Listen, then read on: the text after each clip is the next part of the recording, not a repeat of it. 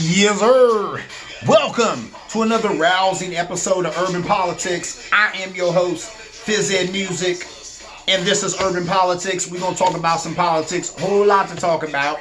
That right there is my joint, Coochie Mama Candy Liquor. You've heard it before. It's good. If you want to hear some more, you can go to YouTube and check it out. Check out a bunch of joints that I got. But you're not here for that right now.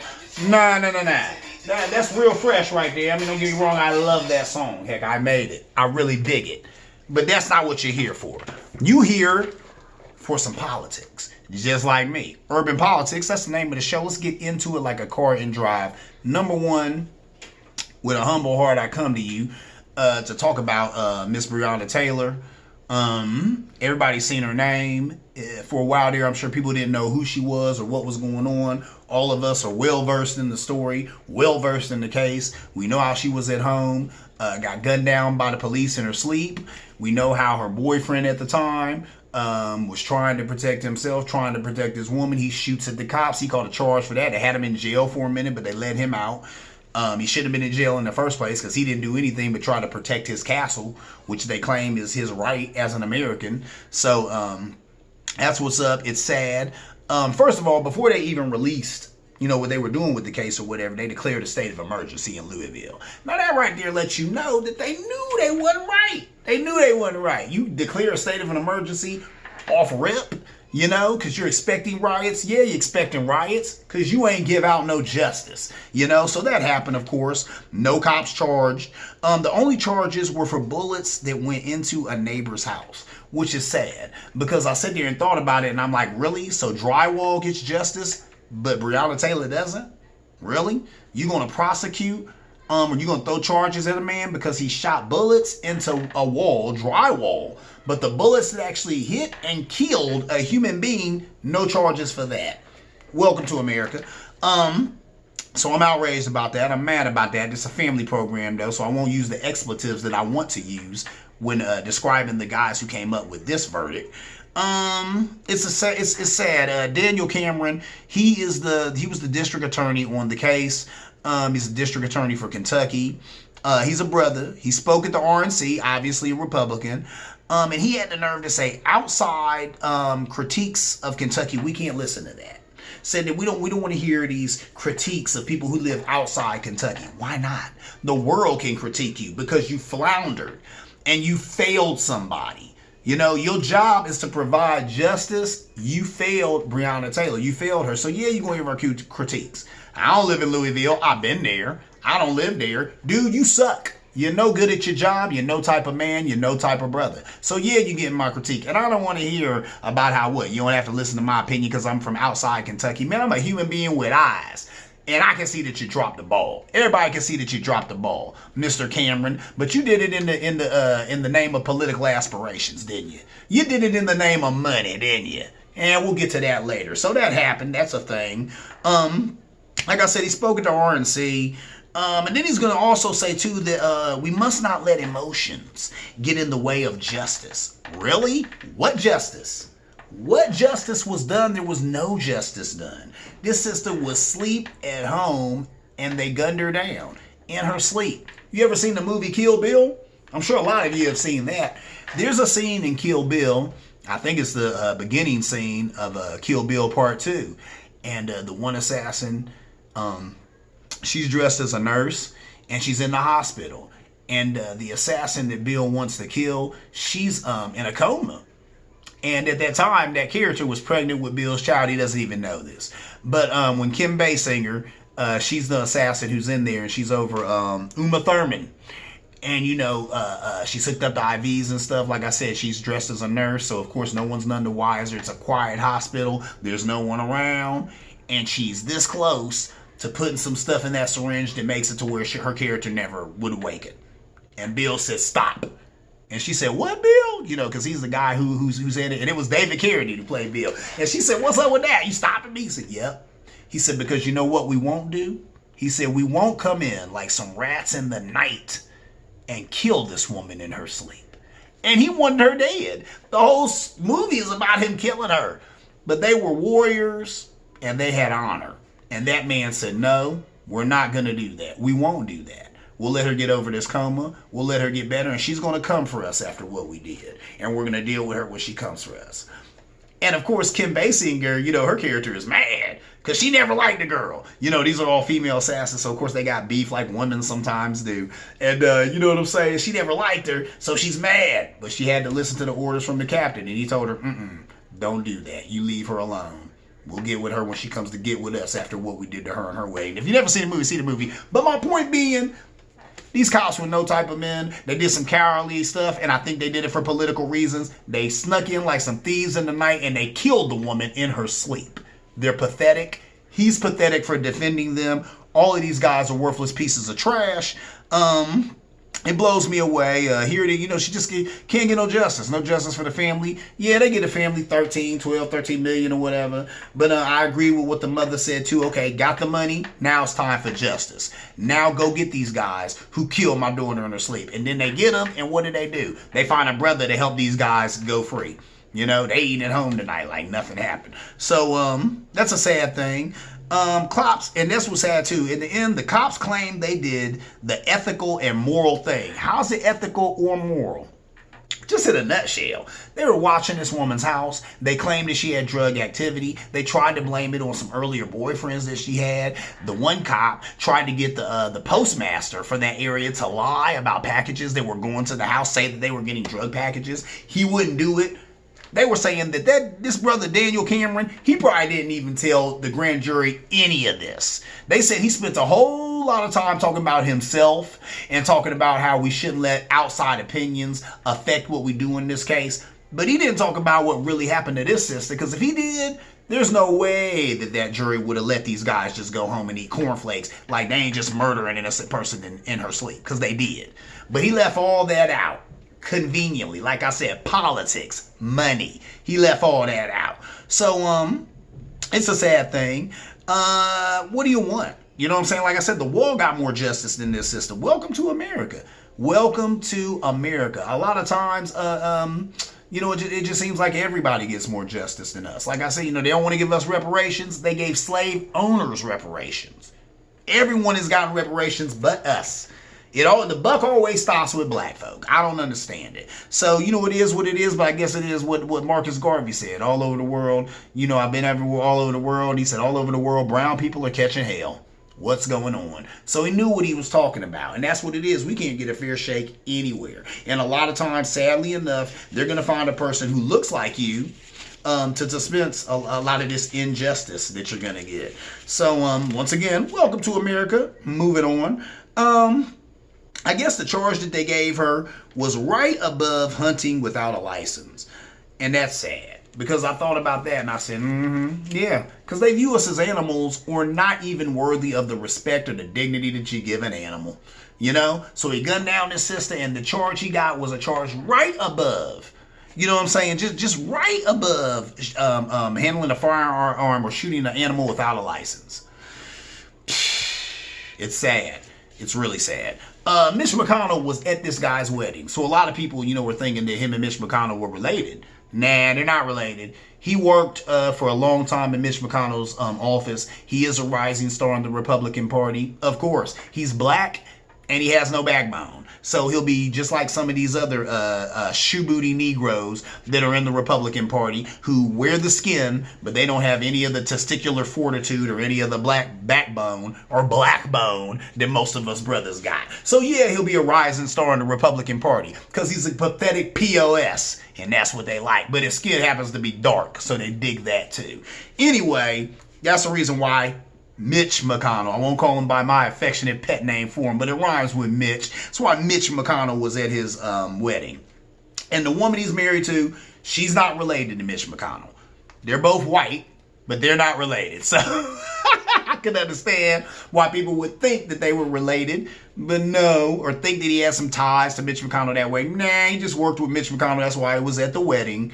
He's not related to him. This white young lady that he married, she has nothing to do with this. Nothing to do with this. And you know what? Bully for him. D.L. Hughley's a better man than me. Because D.L. Hughley said that he hopes that, if he does have children with this woman and these children need somebody to give them justice, they get a better man than him. He better than me because I hope they don't.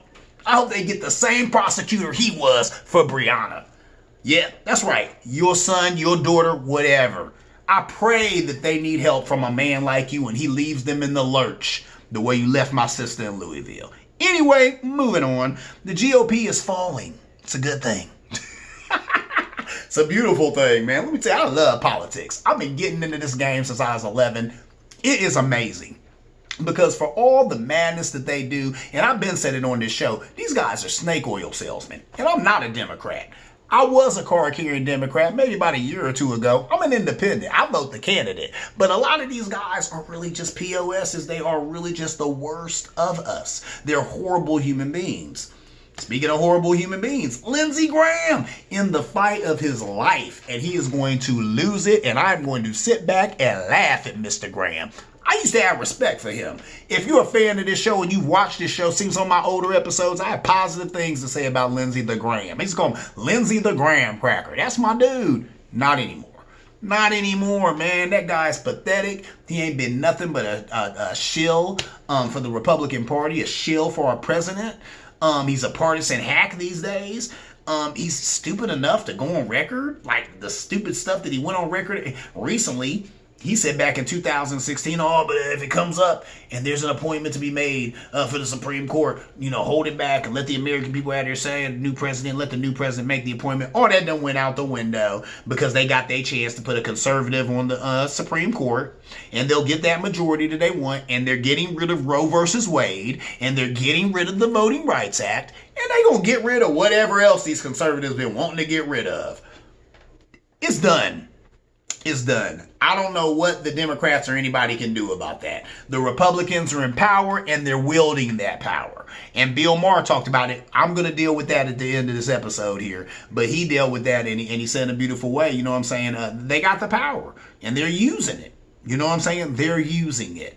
And they need to remember, though, because what do they say is a saying in Naples, just when you're effing them, they're effing you. So right now, you know what I'm saying, the Republican Party having a real good time getting rid of the filibuster, having a president who is the most lawless man we've ever had in the Oval Office. But letting him do his thing, letting his buddies do their thing. Constitution be damned, not adhering to the rule of law. And it's all good because they're in power. But what happens when you're not in power? What happens when the Democrats want to do things and say no filibuster? Because that was you got rid of it, so it's gone now. Thank you. And they never think about that. You won't be in power forever. I'm going to tell you, the GOP, they act a lot like they do is because they never thought they'd get power again. And now that they got it, I think a lot of them are on board with Trump talking about how he's not leaving because they're afraid to never get power again, and they probably won't. We got a lot of new young voters, and a lot of these young white kids, a lot of these young Asian kids, a lot of these young black kids, they do not like the GOP. They don't like the racism. And a lot of them, thanks to TikTok, I'm going to deal with that too. Like I said, the reason I love TikTok, we're going to talk about that though. But TikTok, some of these other, it's exposing a lot of that history. And these kids, they know it real good. They schooling me on some things. And I'm 44-year-old and I am a student of history. I have learned some things from these kids because they got their ears open and they got their third eyes open. Okay?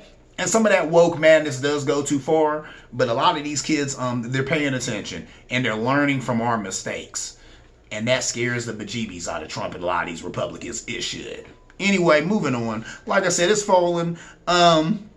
The GOP, that is. Lindsey Graham is losing to a guy named Jamie Harris. It's a dynamic brother. He's losing to him 40-41, which is huge. You hear those numbers and be like, 40-41, that ain't that big a deal. Now, that's a big deal in that race. Because Lindsey the Graham Cracker, he's had a lock on that position for a long time. A lot of you know, if you follow politics, if a guy is in place and he's been there for a minute, he has what they call the apparatus, which means he has the know-how and the connections to keep his job. That's Lindsey Graham. Lindsey the Graham Cracker, he's been doing his thing for a minute in the state. He's been the governor there for a minute. So he's getting it in. Or is he the governor? I'll take that back. He might just be, the senator. But he's had that job for a long time. He has the apparatus. He is the incumbent. So it's hard to take him over. And when you're up 1% over the incumbent and you're as close as this guy, Mr. Harrison, is, that's something to be happy about. That's something for all of us to take note of. So there's that. He'll probably lose his job. That's great.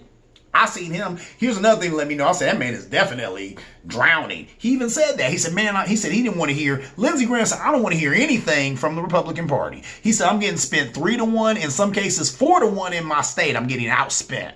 What I'm going to do? He can't do nothing. He like a guy in water with his lips. You got a lip right. He's just trying to say with his lips.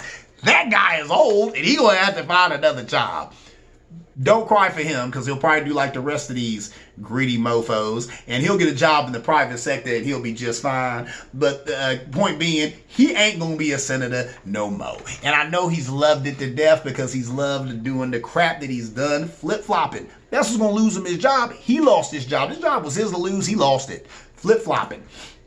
When Trump was running, he talked about how he was bad. Even when he got in there, he talked about how he's bad. And then until he got in there, as soon as he got in there, then Lindsey Graham's whole demeanor changed. Now he's supporting the president. You think your constituents don't see that? You think your constituents don't see that and have no respect for you, Mr. Graham? That's why you're out on your rusty dusty, buddy. You suck. And you're a waffler. Nobody's got respect for that. Moving on. Mitch McConnell losing to Amy McGrath. That's huge. If you know anything about Mitch McConnell, he's been a bane in the existence of the American people. Or in the side of the American people. He's been a thorn in the side of the American people for a long, long, long, long time. Moscow Mitch, he's the worst. He's the worst, man. He's just not a good dude. He has blocked a lot of things. I think I really started hating Mitch McConnell when he had the audacity to get up there and say, as a majority house whip or minority house whip, I think he was minority house whip for the Republican Party on the Senate side at the time, and he gonna come out and say, with his turkey neck, well, my job is to make sure that Barack Obama is a one-term president. That was the, what? Really? So your job is not to help the American people, but your job is to make sure that the first black president only makes it one term. Why? And you can't say it was his policy. Now, you don't even know this guy. He just got there. You didn't really know what he's going to do, but that black skin was enough for Mr. Not Lindsey Graham, but Mitch McConnell to say, I'm cool. I don't like that dude. I definitely don't like him because he's liberal, or a Democrat and not a conservative like I am. So my job is to make sure that he's only here for 4 years, but he ended up being there for 8 years because he's a good president. And you, Mitch McConnell, are a demon from the pits of hell. Anyway, moving on. He's losing to Miss Amy McGrath by 1 point. Once again, I think this race is 40-41. But like I just told you, that's huge, especially with Mitch McConnell. That guy has been in Kentucky for a minute. He's got the apparatus. He knows how to keep that position, and he's losing it because the people of Kentucky done got hip to the fact that he's a charlatan and he's on the take and he's no good and he need to go. So that's great. We're going to keep watching that race. We're watching some of these others. The president mad at TikTok. He probably should be. He's mad at TikTok for all the reasons that I love it. A lot of Trump hate on TikTok. I spent the better half of a couple of nights ago. I'm at 2, 3, 4 hours I'm on TikTok. Now, I'm not going to lie. I thought about going to TikTok anyway because I need to get more viewership for my show here, and Facebook has started hating on me. So I said, let me find some other avenues to do a little marketing. TikTok is the bomb. I was on TikTok and I'm like, let me check this out. And of course, you got a lot of young people in there, but you have a lot of people like my age, like older people, like maybe some 30-somethings, some 40-somethings on there going in on Trump. I don't know if I've ever seen as many white people going in on Trump as I have on TikTok. I've never seen that. And they were educating me on some things. Like I said, I do this. I keep my ear to the street. I watch the news. I'm up on these facts, and they're educating me on things about Trump and his business dealings. That's why he don't like TikTok. If you looking for an unfiltered view of the American public, for real, go over to TikTok. Facebook, you say what you want to. Zuckerberg, I keep it real, man. That guy is in the pocket of the Republican Party. I don't care. A lot of people talk about, well, he never says what his political affiliation is. Man, that's by grand design. He don't have to say it. His ways and actions show what's up with him. And the way that they always provide a lot of cover for conservative outlets, the way that they give credence to a lot of conservative opinions, the way that they hold back a lot of liberal opinions. You go to TikTok, ain't getting none of that. I think another reason you don't get that on TikTok is because it's coming out of China. So you're dealing with a third party who really doesn't care about American politics. They care about money. So they're going to let everything go. They want everybody on here. They want everybody to enjoy it. Say whatever you want to say. Do whatever little dances you want to do. Do all that. And we want to get your money just like Facebook and everybody else getting your money. We getting your money. But that's what it is. You got a lot less filtration. And I got that in here. It's unfiltered. It's unfiltered. It's unfiltered. You're going to see stuff on TikTok that you won't see anywhere else. There's a lot of facts on TikTok. I'm going to get to that in a minute. And that's another thing I love about TikTok. I have seen some dynamic young people. There's a young brother on there who has a page and all he talks about is weird animal facts. But he's young. So he puts a little snappy, lingo with it and stuff. And he's real good with editing. So he's cutting back and forth to these weird animals. He's giving little facts about them. He's amazing. There's another young brother on there, this guy, and he even said too, he said a lot of y'all who follow me on TikTok talking about I need to start a series. I've been thinking about that. He needs to. And to see this brother, if you see him walking down the street, you would think that he didn't read a book or any of that. I mean, he got a rough look, but the brother is so educated, dropping knowledge, dropping facts. Whoa, he has blown me away with some of the stuff that he has taught me in seconds. Because TikTok, these are quick videos. And a lot of times people do these videos and they're like, like and subscribe for part 2 because they couldn't get it all out right. Amazing. So there's that. Let me tell you. What were they saying here? That First of all, Trump was saying that he wanted to get rid of TikTok or needed to get rid of it because he was trying to say that they were taking American data. That probably ain't true. He's just hating. He was mad because of that the rally that he had in Oklahoma. They were able to mess that up because a lot of kids got on TikTok and bought a bunch of tickets, making him think he had all these ticket sales. He didn't have them. Ergo, there wasn't that many people at the rally. Ergo, he looked like a buffoon. That was great. Number 2, now I guess they said there's an American company who's going to take over the American side of TikTok. So that should, take care of the president's concerns about China stealing intellectual properties and all that gobbledygook. Get that out of here. All that is just a lie to cover up the fact that he's salty at TikTok. He is salty that there's a social media platform out there that he can't control. He can't control it. They could probably call TikTok and be like, man, can y'all do something about all these people going in on Trump or making Trump sound and look so bad? They'd be like, no, because that's messing with our money. Why we care about how they make it? This is not an American thing. This is a Chinese thing that Americans are patronizing. So they're going to continue to patronize it. We'll continue to get paid. And if it makes you look like crap, well, that's just icing on the cake, ain't it? Okay, moving on. Here's what I learned from TikTok. Check this out. There's a young sister on there, and she talked about how Wall Street was where they sold slaves in New York. Now about this. Lately, I have been reading about a lot of North America's participation in the slave trade, because usually when you think of slaves, you think of what? The South and cotton. Cotton wasn't even the thing that made slavery all the rage. It was sugar. When people got hit the sugar cane, they had to have it, and guess what? They got people who look like me to tender, to pick it and to make it so that y'all could eat it. So there's that, But in New York, Wall Street's called Wall Street because that was the wall that they sold the slaves on, and it was a popular wall. And then how about this too? There's a monument by Wall Street. And the sister goes there. She's there with her mask on and everything. She said, I'm here. She said, I came here to visit this monument that's on Wall Street. This monument is to the 15,000 slaves, the 15,000 black bodies that are under Wall Street right now as I'm speaking to you, because they helped, because it was a cemetery. And the reason it was a cemetery is because it was swampland and undesirable to the white folk. So that's where they could bury the dead blacks. History. I learned that from TikTok. I'm 44 years old. I had to hear that on TikTok. Get TikTok. I'm telling you, you'll learn something. Mess around and learn something. I had no idea. And that's what I said. That was a young sister who talking about that. Come on, man. Come on, man. Anyway, moving on. Trump has a platinum plan for black people. That's a joke. I'm not even dealing with that. How about this? I read it. Please go check it out. I think it's called the Platinum Plan. You can just put that in Google. It's going to come right up. Trump's Platinum Plan for black people. Because really what that is, they outreaching. I don't know why. Who is that stupid? There are some black folks, some self-hating Negroes, and I'm going to get to some of the self-hating Negroes who are popular right now. We're going to talk about them too. But there's a lot of them who I'm sure are down with, you know what I'm saying, this platinum plan or whatever, who would believe it or eat it up. I ain't eating none of that up. It's garbage. It's outreach because he's hungry and he's starving for black votes he ain't going to get. So if you're interested in Trump's platinum plan for black people, or if you want something to put you to bed, because it'll never come to fruition, it's just pie in the sky from a racist president. But if you want it, please, by all means, go read it. Go check it out to your little heart's content. I read it all. Sounds good. He's talking a good game. But if you know Trump like I know Trump, Trump ain't going to do nothing for nobody but Trump. Moving on. Now I'm going to talk about these self-hating Negroes. There's a bunch of them. And you'll know them. Charles Barkley, Shaquille O'Neal, Ben Carson, Kanye West, Terry Crews, and Daniel Cameron. Daniel Cameron, you know, he's the brother who failed Breonna.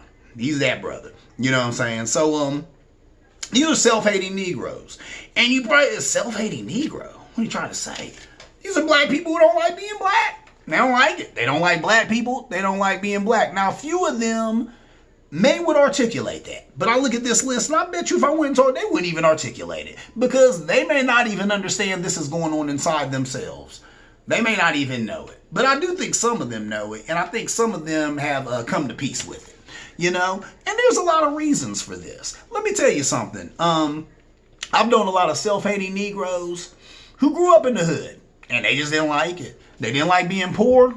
They didn't like always being associated with crime. They didn't like always not having. They didn't like having to wear tore up or ripped clothes. They didn't like being on food stamps. They didn't like all the slavery talk or how, you know, black folk always got to talk about slavery or we always got to talk about slavery or talk about race relations. They don't like none of that. So they don't like being black. And how about this? I was mad at these people. Yeah, for a minute I was like, oh man, these some race traitors. They ain't no good. But guess what? I shouldn't be mad at them. You shouldn't be mad at them. We should pity these people because they're pathetic and they're weak. They're weak. They're the weakest amongst us in this black community of ours. Let me tell you something. When you black, you got to be built for the hustle. That's what Drake, he always talk about that. You know, he said he's built for the hustle. He said he was built for what he do. When you black, you got to be built for the hustle. This ain't easy. It ain't easy. Every day you wake up, you're going to have to deal with something. The cops are giving it to you. Your own people are giving it to you. Other people in society are giving it to you. Everybody expects the worst from you. There's a lot going on in our community. We're killing each other. The cops is trying to kill us. A lot of times we don't want to love each other. A lot of times we won't help each other. All of that weighs on you as a black man. I can remember, how about this? When all this Breonna Taylor stuff, when the verdict was coming out, I can remember being at work and I was having conversations with white folk and they never brought it up. Why would they? Why would they? This is not going on in their community. They don't have this going on. There's not one white person in my job who has to worry about a sister with kids or one of their sisters who has children being shot in her sleep in the middle of the night. I got to worry about that. I got to worry about that. They don't have that burden. So some of these black folk, I understand it. Candace Owens, I understand it. Some days you wake up and you wish you could just do your hair and makeup and not have to be black and not have to have the burden of slavery on you and not have to have the burden of bias on you and not have to have the burden of police brutality on you. But when you wear this skin, that's what you have to deal with. You got to be built for this hustle. They're not built for it. Shaquille O'Neal, he ain't built for it. He ain't built for it. When Shaquille O'Neal, Charles Barkley, and y'all know I don't watch sports, but these two brothers were sitting on some sports show, and the other brother, I think he's a basketball player. Y'all know who I'm talking about. I don't even know the brother's name, but he got up and he walked out because he had talked about a brother that just got shot 8 times in the back, and he said, I don't even know why I'm here right now. So he took the mic off in his nice suit, nice tie, took his mic off, and he just got up out the seat. I'm done. And for half a second, I expected Charles Barkley and Shaquille O'Neal to follow. I don't know why. Both of them are spineless jellyfish and they don't have it. They can't do it. They're scared. I should pity them. I do pity them. And that's what it is. You know, as black folk, sometimes we would like to hold some of these other black folk, you know, to a higher standard or to our own standard. No, don't do that. These guys are weak. They're pathetic, especially this Daniel Cameron. Because how about this? You let down a sister. You let down your sister. And I pray to God that your mother doesn't need a man like you. I pray to God that your daughter doesn't need a man like you. Because they're going to be failed by that man, the way that you failed Breonna. I pray to God that your wife doesn't need you to step up. Because if you failed your sister, I guarantee you'll fail your wife. Because you have a backbone. Now these black folk have a backbone. You know, they're scared. They're not built for the hustle of being black. So with that said, I'm going to pray for them. Pray that they can get it together. Pray that they can develop some cojones, some backbone. Because if not, maybe they're going to have to start bleaching their skin or something. Because it ain't getting no easier to be black. Anyway, moving on. Trump finally gives Puerto Rico the $13 billion he should have gave them when they first got hit with the hurricane. Why is he doing it? Once again, it's a vote grab. It's a pathetic, sad vote grab. And he ain't getting votes from them either. He had the audacity to even say to some of his staffers, is there any way that we could trade Greenland for Puerto Rico? Because Puerto Rico is full of dirty, poor people. Man, somebody smacked the taste out of the president's mouth. He's an idiot and a buffoon. No, you can't do that. And you're not getting all those votes. You look good. Losing, and you will lose in a landslide, because you should. I hope the guy, you don't get one vote from Puerto Rico. And all those Puerto Ricans, guess what? They're American citizens just like me, Trump. They get to vote for you or not vote for you just like me. I think they'll probably be doing the latter. Moving on. I want to talk about the director of the CDC. How my man said that, first of all, it would help you more to wear masks even than getting the vaccination. That's what's up. And then Trump comes back and says, oh, he misspoke. He didn't mean to say that. Man, that's garbage. That man knew what he was saying, and he said the right thing. My God, if you wear the mask and don't get the virus, then you won't need the vaccination. So, of course, the mask is more important than the vaccination. I tell you what, sometimes I'm like, beam me up, Scotty. There's no brains down here. What are people thinking? Do we got that many idiots? Yeah, we do. Michael Steele said it best. You know, Michael Steele, he used to be the Republicans' Republican. Now he's in the Lincoln Project. And he said that 40% of the country has officially said, I'm with stupid. 40% of the country is falling up under Trump. If they want to be stupid and back asswards, we're going to have to let that go. And some of them just going to fall by the wayside. Some of them are going to die because they're falling an idiot into the pits of hell. Moving on. Bill Maher said it best. I'm going to say it again. Trump ain't leaving. He ain't leaving. He's not going anywhere. First of all, where's he going to go? What job do you do after dictator? Rachel Maddow said it best. What's left after dictator? After you've circumnavigated the Constitution the way this man has, after you've broken all types of laws, all your buddies are locked up in jail because, unlike you, they weren't untouchable, so now they're doing time. He's next, and he knows it. So he'll do anything. He'll move heaven and earth to not have to leave. And even when the American people has made their choice to say, bro, you got to leave, he ain't leaving. He is not leaving. It's crazy. I'm like, think about this. And once again, this is something I learned from TikTok. Love TikTok. This chick, she had talked about, or this young woman, let me respect the lady, this young woman, because she was a very respectable young woman, young white woman. And she had talked about how she said she was in political science. She said that was her major. And I liked it too, because she's putting on her makeup very nonchalantly while she is dropping hardcore facts. And she said, how about this? She's like, Trump has like 12, 13 pending rape cases against him right now. Half of them, or a good 7 of them, are from minors, or from people under 18. If you were hiring for a janitor in your institution anywhere, for somebody to clean the toilets, and this guy came in and you interviewed him, he could be smelling good, looking good, neither of which are